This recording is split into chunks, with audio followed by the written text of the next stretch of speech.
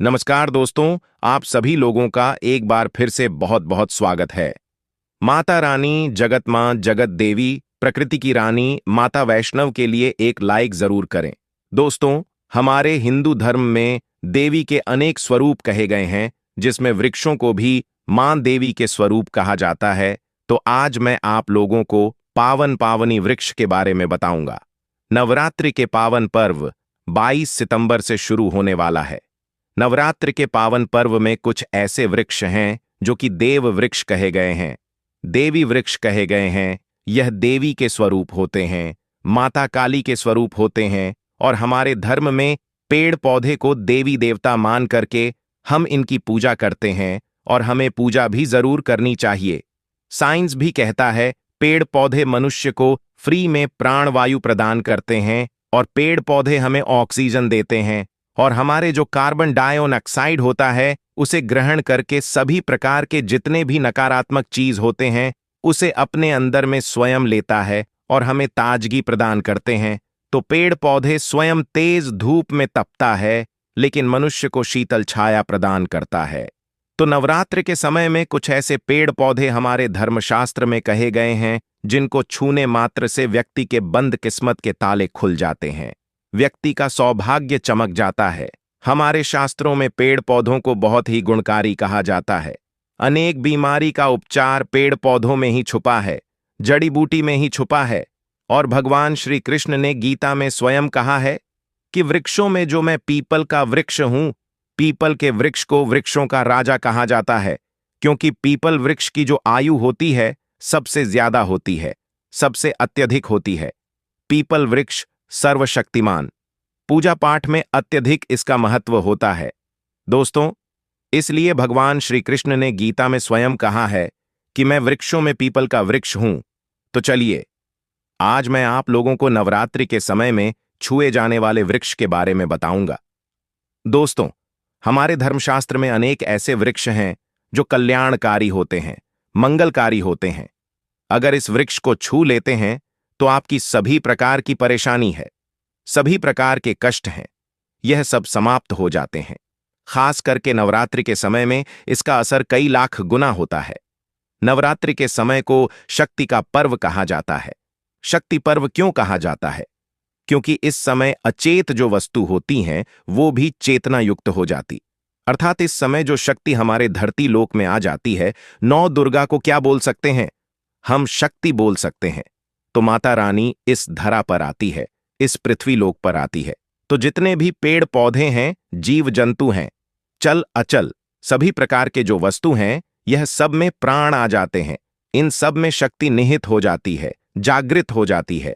तो इस समय कोई भी पेड़ पौधे को जा करके छू दे, खास करके देवी स्वरूप कहे गए जो पेड़ पौधे होते हैं, जाकर के आप इसे छू करके आते हैं तो आपके जीवन की परेशानी है, दुख है, तकलीफ है, कष्ट है, रोग है, बीमारी है, कल है, क्लेश है, जीवन में चल रही बहुत बड़ी समस्या है, सब समस्या समाप्त हो जाती है। काल सर्प दोष, मंगल दोष, शनि दोष, राहु दोष तत्काल अपना असर दिखाती है। दोस्तों, आज मैं आप लोगों को 3 पौधों के बारे में बताऊंगा और ये तीनों पौधे देव वृक्ष कहे जाते हैं। वीडियो को ध्यान से देखना। अगर आज की वीडियो मिस कर दी तो फिर सारी जिंदगी आपको पछताना पड़ेगा, क्योंकि नवरात्रि ही एक ऐसा पर्व होता है, एक ऐसा समय होता है। केवल 9 दिनों के भीतर में आपको लंबी पूजा पाठ करने की जरूरत नहीं पड़ती। केवल 9 दिनों के भीतर में ही आप अपनी समस्या को, आप अपनी गरीबी को स्वयं अपनी आंखों से समाप्त होते हुए देख सकते हैं।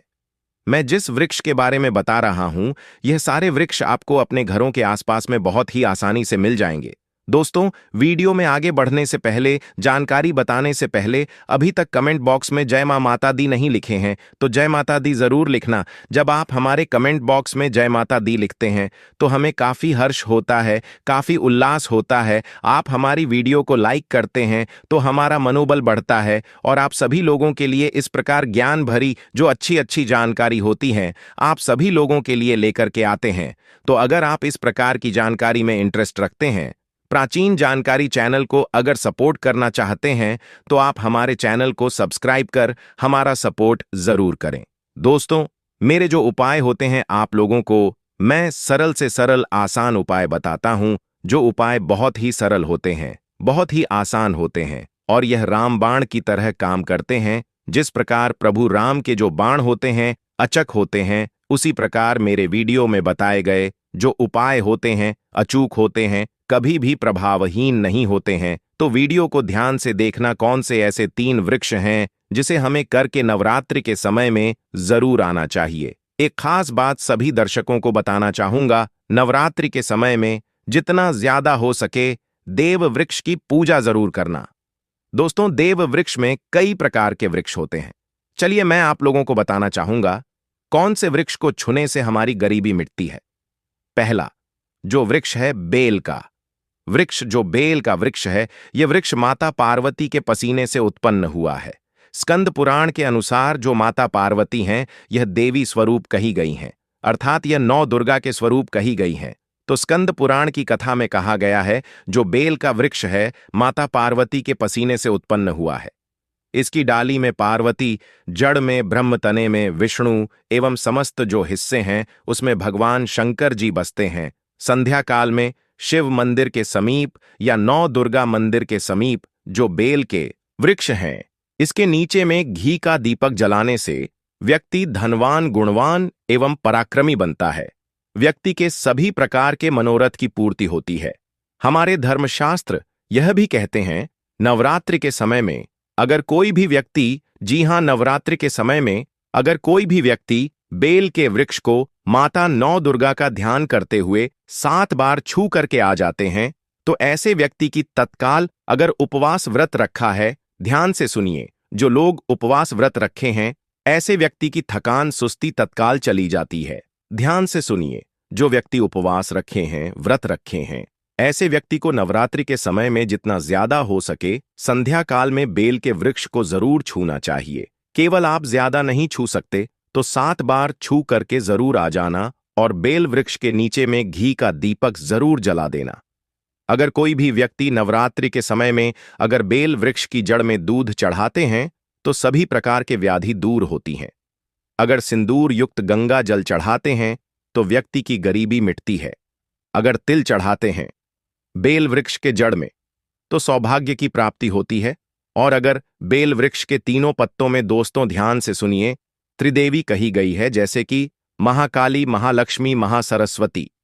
तो अगर बेल के जो 3 पत्ते हैं महालक्ष्मी, महाकाली, महासरस्वती के स्वरूप कहे गए हैं, तो बेल के अगर तीनों पत्तों में एम, दूसरे पत्ते में हींग और तीसरे पत्ते में क्लीम, तो इस प्रकार बेल के तीनों पत्ते में एम हरिंग क्लीन लिखकर कि अगर मां 9 दुर्गा को सिंदूर से लिख करके चढ़ाना होता है, सिंदूर से लिख करके चढ़ाया जाए तो तत्काल उसी समय मनोकामना की पूर्ति होती है, कार्य में सफलता मिलती है।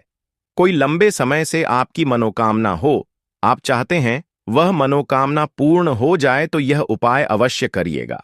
दोस्तों, मैं दूसरे पौधे के बारे में जो बता रहा हूं वह पौधा भी जान लीजिए। मैं जो दूसरे पौधे के बारे में बता रहा हूं यह शमी का वृक्ष है। शमी के वृक्ष को जगदम्बा के स्वरूप कहा गया है। जो शमी के वृक्ष हैं यह स्वयं जगदम्बा के स्वरूप है। इस पर स्वयं मां जगदम्बा स्वयं साक्षात विराजमान रहती हैं। और कोई भी व्यक्ति अगर संध्या काल में नवरात्रि के समय में इसके नीचे में धूप दीप जलाता है, धुआं दिखाता है, तो उनकी सभी प्रकार की परेशानी दूर होती है।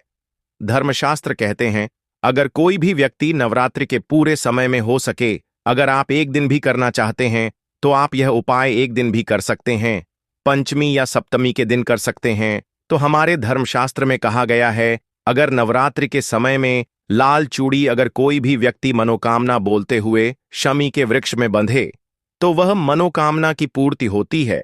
लाल चूड़ी अगर कोई भी महिला जाकर के बांधती है तो उन्हें सौभाग्य की प्राप्ति होती है, उनके पति की कभी भी अकाल मृत्यु नहीं होती। इसकी जड़ में सिंदूर डालने से व्यक्ति को आरोग्य की प्राप्ति होती है।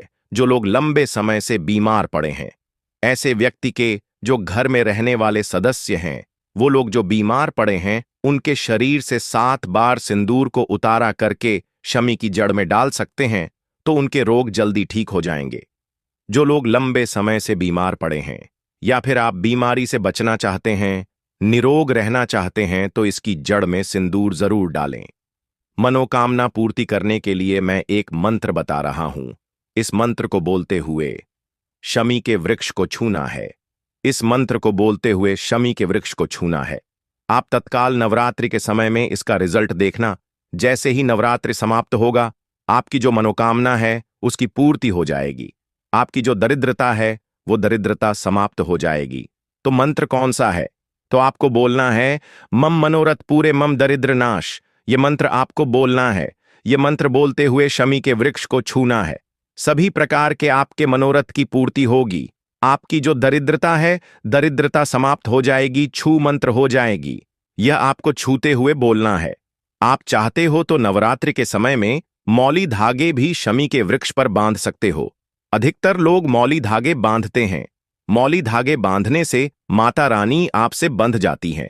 दोस्तों, कहने का मतलब है कि माता रानी आजीवन आपका साथ देती है, आपके हर कदम में मार्गदर्शन करती है। इसकी जड़ की मिट्टी ला करके ध्यान से सुनिए। नवरात्रि के समय में अगर आप जो है 9 दुर्गा के उपवास नहीं कर पा रहे हैं, व्रत नहीं कर पा रहे हैं किसी कारणवश, तो केवल इसकी जड़ की मिट्टी ला करके नवरात्रि के समय में स्नान करने से व्यक्ति का भाग्य उदय हो जाता है। व्यक्ति का भाग्य चमक जाता है। व्यक्ति की जो फूटी किस्मत होती है वह भी चमक जाती है। आप में से अधिकतर लोग बोलते हैं ना कि गुरुजी, हमसे लक्ष्मी नाराज हो चुकी है, लक्ष्मी हमारे घर में आना ही बंद कर चुकी है। तो आप चाहते हैं कि लक्ष्मी की कृपा प्राप्त हो जाए, तो नित्य नवरात्रि के समय में इसकी मिट्टी को ला करके नवरात्रि के समय में स्नान करना शुरू कर दीजिए। नहाने वाले पानी में डाल करके स्नान करना शुरू कर दीजिए। आपके शरीर से दोष दूर हो जाए। आपके शरीर से किसी भी प्रकार की पीड़ा है, नकारात्मक शक्ति आपके शरीर में प्रवेश कर गई है, वह भी समाप्त हो जाएगी। दोस्तों, तीसरे क्रम में मैं जिस वृक्ष के बारे में बता रहा हूं मित्रों, इस वृक्ष को देव वृक्ष भी कहा जाता है। जो तीसरा वृक्ष है वह है परिजात का वृक्ष। परिजात का वृक्ष समुद्र मंथन से उत्पन्न हुआ था और यह देवराज इंद्र के नंदन वन में स्थापित किया गया था। परिजात वृक्ष भगवान कृष्ण ने मानव जन कल्याण के लिए रतिलोक पर लाए थे, जो पारिजात का वृक्ष है। इसे भी लक्ष्मी का स्वरूप कहा गया है, क्योंकि माता लक्ष्मी भी समुद्र से उत्पन्न हुई हैं। तो दोस्तों, अगर आपको वीडियो अच्छा लगा हो तो वीडियो को लाइक और चैनल को सब्सक्राइब जरूर करें।